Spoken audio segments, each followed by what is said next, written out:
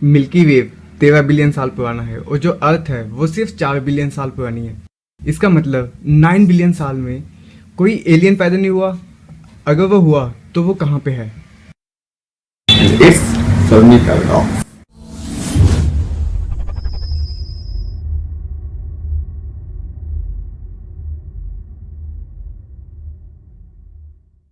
हमारी जो स्पेस है वो 90 बिलियन लाइट ईयर की रेंज में है जहाँ तक हम देख सकते हैं, और उसमें कम से कम 100 बिलियन गैलेक्सीज हैं। एंड उन 100 बिलियन में कम से कम 100 बिलियन से लेकर 1000 ट्रिलियन तक स्टार्स हैं। एंड वी ऑल नो कि स्टार के साथ साथ प्लैनेट भी कॉमन है। क्या लाइफ पॉसिबल है? यस। लेकिन जो हमारा यूनिवर्स है वो एक्सपैंड हो रहा है, तो इसलिए कोई भी अगर लाइफ पॉसिबल है मिल्की वेव के बाहर तो वो हमारे तक नहीं पहुंच सकती। और जो यूनिवर्स एक्सपैंड हो रहा है उसकी स्पीड लाइट की स्पीड से बहुत ज़्यादा है, तो इसलिए कोई भी चीज़ लाइट से फास्ट चल नहीं सकती। तो इसीलिए उन सब चीज़ों का हमारे तक पहुंचना पॉसिबल नहीं है। तो हमारी गैलेक्सी का क्या, मिल्की वेव, अगर कोई लाइफ मिल्की वेव के अंदर है अर्थ के अलावा, तो वो हम तक अब तक क्यों नहीं पहुंची? मिल्की वे के अंदर ही 400 बिलियन स्टार्स हैं। एंड उन 400 बिलियन में सिर्फ 20 बिलियन ऐसे स्टार हैं जो हमारे सन की तरह दिखते हैं। अगर हम 20 बिलियन का 0.1% भी लें तब भी हमारे पास 10 लाख ऐसे प्लैनेट बचते हैं जिसमें लाइफ पॉसिबल हो सकती है। दूसरे तरीके से सोचें तो milky wave 13 billion year old है एंड जो अर्थ है वो सिर्फ 4 बिलियन ईयर ओल्ड है। इसका मतलब कि हमारे पास ट्रिलियन ऑफ चांसेस हैं कि लाइफ पॉसिबल हो सकती है किसी और प्लैनेट में। इसका मतलब 9 बिलियन ईयर्स में अगर कोई लाइफ पॉसिबल हुई तो वो हमसे कई ज़्यादा एडवांस होगी। अगर कोई सिविलाइजेशन है उसे हमने 3 तरीके से कैटेगराइज किया है। फर्स्ट सिविलाइजेशन वो होती है जिसमें resources, renewable resources, nature, weather, fusion energy, सारी चीज़ें अपने प्लैनेट की यूज़ कर लें, वो उस सिविलाइजेशन को फर्स्ट सिविलाइजेशन कहते हैं। एंड सेकंड सिविलाइजेशन वो होती है जो अपने नियरेस्ट स्टार की या अपने सन की सारी एनर्जी यूज़ कर ले, जैसे साइफाई मूवी में होता है। एंड थर्ड सिविलाइजेशन वो होती है जो अपने गैलेक्सी में पूरी कॉलोनी बना ले, जैसे कि अगर हम थर्ड सिविलाइजेशन के हुए तो हम अपनी सारी कॉलोनी मिल्की वे में फैला देंगे, उसे कहते हैं थर्ड सिविलाइजेशन।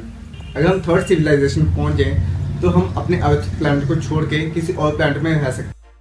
अब हम किस सिविलाइजेशन में फॉल करते हैं? हम फॉल करते हैं 0.75 सिविलाइजेशन। इसका मतलब हमें फर्स्ट सिविलाइजेशन तक पहुंचने में कम से कम 100 साल लग जाएंगे कि हम फर्स्ट सिविलाइजेशन में पहुंचेंगे। क्योंकि जो अर्थ की लाइफ होगी वो होगी 10 बिलियन साल तक, मैक्सिमम 10 बिलियन ईयर्स तक एक प्लैनेट या एक स्टार की लाइफ होती है।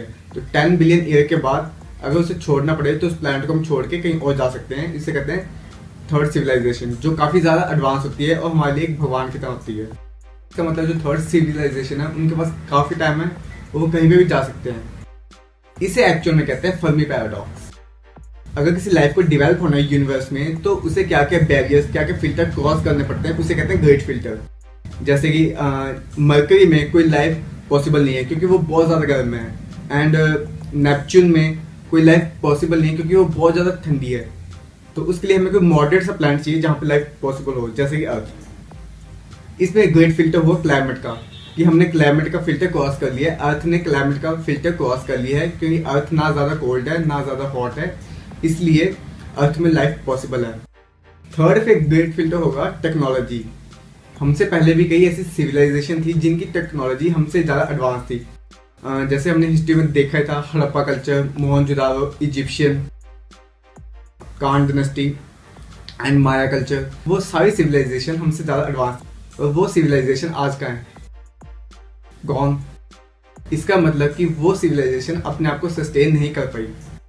माया पीरियड वो था जिसमें कहा गया था कि अर्थ 2012 में ख़त्म हो जाएगी, तो वैसे कुछ नहीं हुआ। कि माया कल्चर का जो कैलेंडर है वो सिर्फ 2012 तक था, उसके आगे कुछ था नहीं। तो फिर लोगों ने ये अज्यूम किया कि 2012 के बाद सारे मर जाएंगे। जो टाइप थ्री की सिविलाइजेशन होगी उसे हर चीज़ की समझ होगी, लेकिन अगर टाइप थ्री की सिविलाइजेशन के एलियन है तो वो कहाँ है? अभी तक हमने कोई एलियन देखे नहीं है। एंड कोई भी ऐसी चीज़ें हैं जैसे कहते हैं साइट्स होती है कि हमने यूएफओ देखे या मतलब एलियन देखे, वो सब फेक है। एंड जो क्रॉप सर्कल का चक्कर स्टार्ट हुआ था वो भी 2 भाइयों ने स्टार्ट किया था और उन्होंने एडमिट कर लिया था कि ये हमने सिर्फ अटेंशन पाने के लिए किया है, मतलब कोई यूएफओ साइट नहीं है, कोई कुछ नहीं था।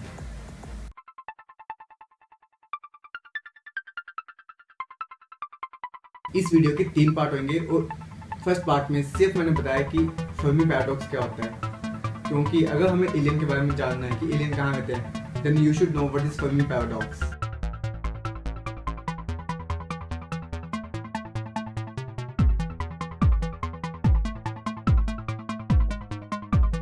Will you please go?